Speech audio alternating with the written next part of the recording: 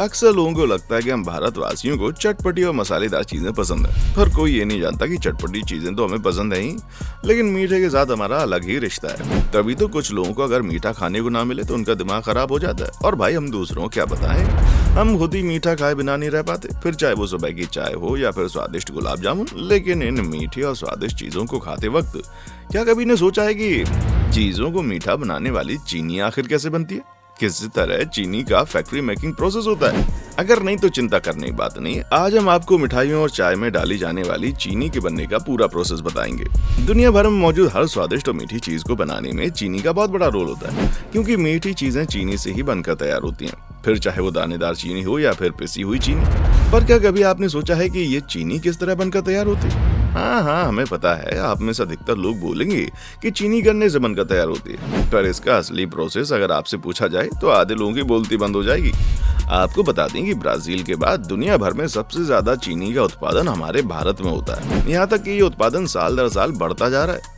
जब बात इसके बनने की प्रक्रिया की आती है तो सबसे पहले गन्ने को खेतों से काटकर शुगर मिल तक लाते, जहाँ ये चीनी बनने की सबसे पहली प्रक्रिया है, क्योंकि चीनी अधिकतर गन्ने से बनाई जाती है। हालांकि चीनी को बनाने के लिए गन्ने के अलावा शकरकंद यानी कि स्वीट पोटैटो का भी इस्तेमाल होता है। हालांकि स्वीट पोटैटो का इस्तेमाल बहुत ही कम जगहों पर होता है, क्योंकि भारी मात्रा में अगर चीनी बनानी है तो गन्ने का ही इस्तेमाल होता है, जो न सिर्फ सस्ता पड़ता है बल्कि किफायती भी है। इसी वजह से सबसे पहले गन्नों को खेतों से निकालकर शुगर मिल तक लाया जाता है, तो उनके छोटे छोटे टुकड़े कर लिए जाते हैं, जहां इन टुकड़ों के लिए इन्हें चॉपर मशीन में डाल दिया जाता है, जहां इस मशीन के अंदर गन्ने को बराबर साइज में छोटा छोटा किया जाता है। और ऐसा करने की सबसे बड़ी वजह यही है कि जब गन्नों का साइज छोटा होता है तो इन्हें बहुत अच्छी तरह से निचोड़कर इनका रस निकाला जा सकता है।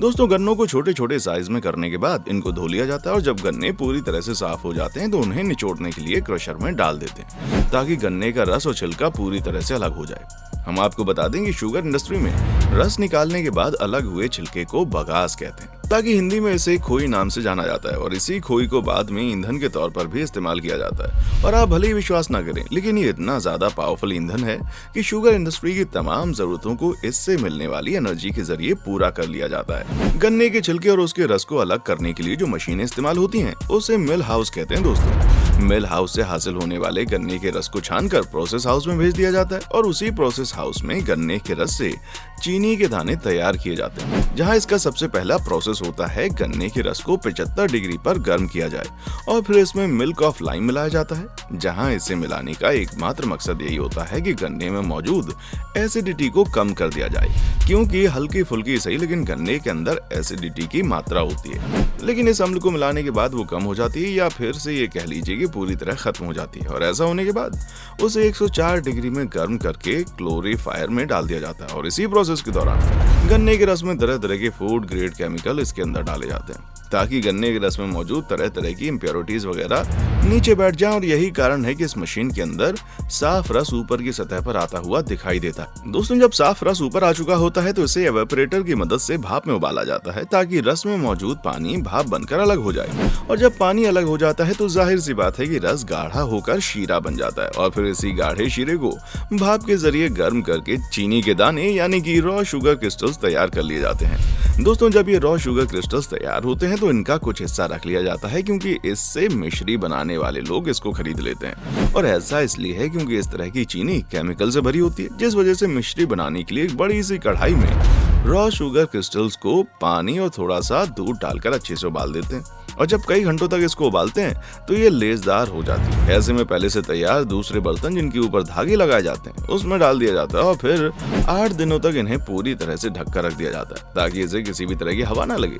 जब 8 दिनों बाद इसे खोला जाता है तो ये रॉ शुगर क्रिस्टल्स मिश्री बनकर तैयार हो जाते हैं, जो होती तो चीनी है, लेकिन उसका स्वाद थोड़ा अलग होता है, जहाँ तक कि इसके साइज में भी आपको अंतर देखने को मिल जाएगा। वैसे हम आपको बताना चाहेंगे कि इस रॉ शुगर से बताशे भी बनाए जाते हैं, जिसके लिए कढ़ाई में चीनी, पानी और रंग को सफेद करने के लिए बेकिंग सोडा या हाइड्रो पाउडर डालकर अच्छी तरह से पका लिया जाता है, और बाद में उसके छोटे छोटे ड्रॉप्स गिराकर बताशे बनाए जाते हैं। हालांकि अगर इन्हीं बताशों को बड़े साइज का करना होता है तो बड़े बड़े ड्रॉप्स डाले जाते हैं। वो बताशे के साइज पर निर्भर होता है कि वो कितने बड़े ड्रॉप्स डालने हैं। दोस्तों, आप लोगों ने रॉ शुगर से बनने वाली बाकी चीजों को तो देख लिया, अब बात करते हैं असल मायने में खाने वाली चीनी आखिर इससे किस तरह बनकर तैयार होती है।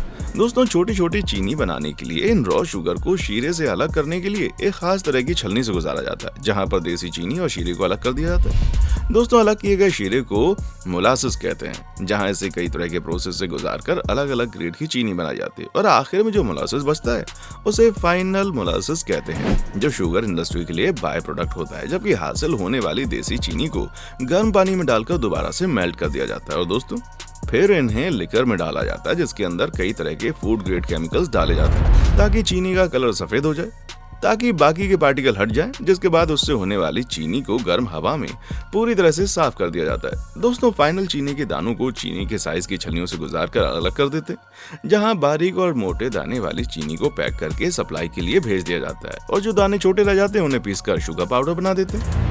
दोस्तों ये था चीनी के बनने का पूरा प्रोसेस, जिसके बारे में आप क्या कहना चाहिए कमेंट सेक्शन में आकर बताएं। उसी तरह की जानकारी भरी वीडियोस को देखते रहने के लिए चैनल को लाइक शेयर और सब्सक्राइब जरूर करें। देखने के लिए शुक्रिया। दोस्तों आपको स्क्रीन पर 2 और वीडियोस दिखाई दे रही हैं, जिसे देखने के लिए स्क्रीन पर क्लिक करें।